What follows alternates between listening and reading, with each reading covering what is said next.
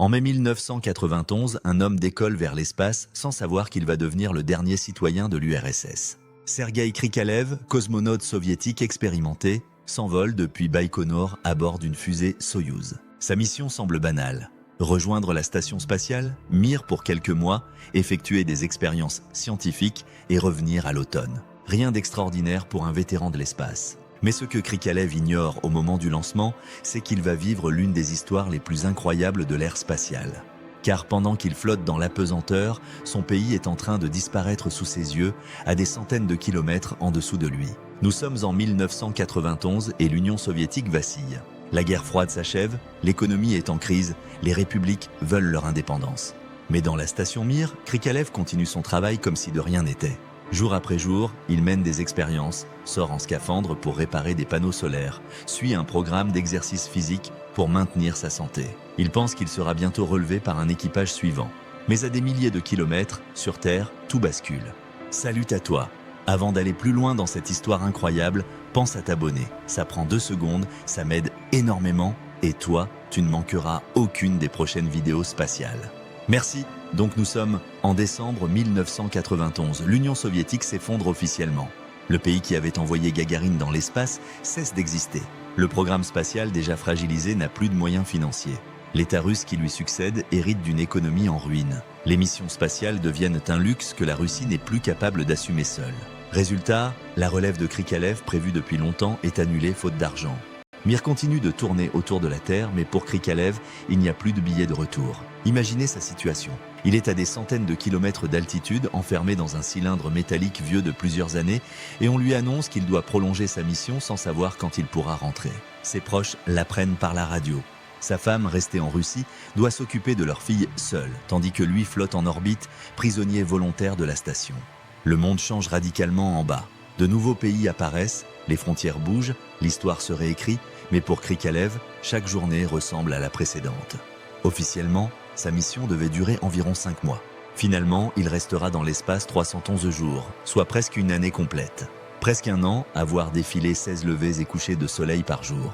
Presque un an à manger des rations de conserve, à recycler l'air et l'eau de la station, à lutter contre la perte musculaire et osseuse causée par l'apesanteur. Presque un an à attendre qu'une décision politique et financière mette fin à son isolement.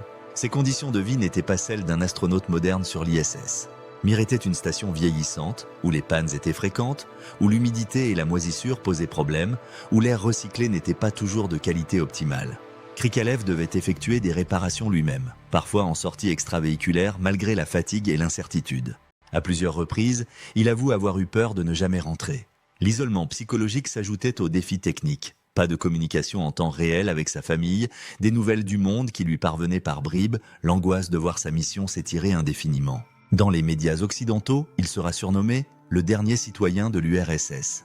Quand il est parti, l'Union soviétique existait encore. Quand il reviendra, ce monde aura disparu. Ce surnom illustre parfaitement sa situation. Un homme coincé dans le temps, témoin d'un monde disparu, tournant au-dessus d'une planète qui n'était déjà plus la même. Pendant que les autres cosmonautes pouvaient suivre les événements historiques depuis la Terre, lui les observait depuis l'espace, spectateur impuissant de la chute de son pays. Finalement, ce sont des accords internationaux qui permettront de débloquer cette situation kafkaïenne.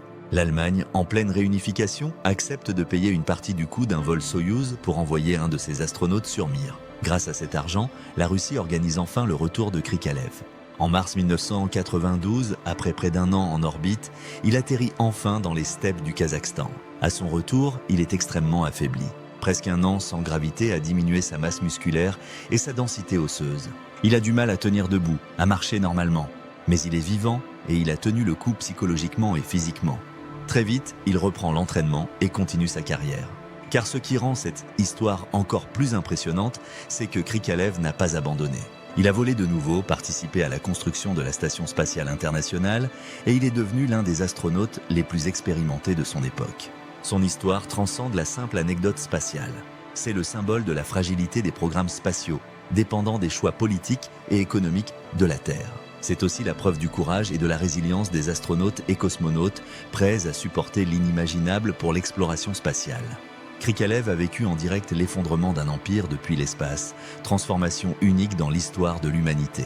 Aujourd'hui encore, Sergueï Krikalev est respecté comme une légende vivante.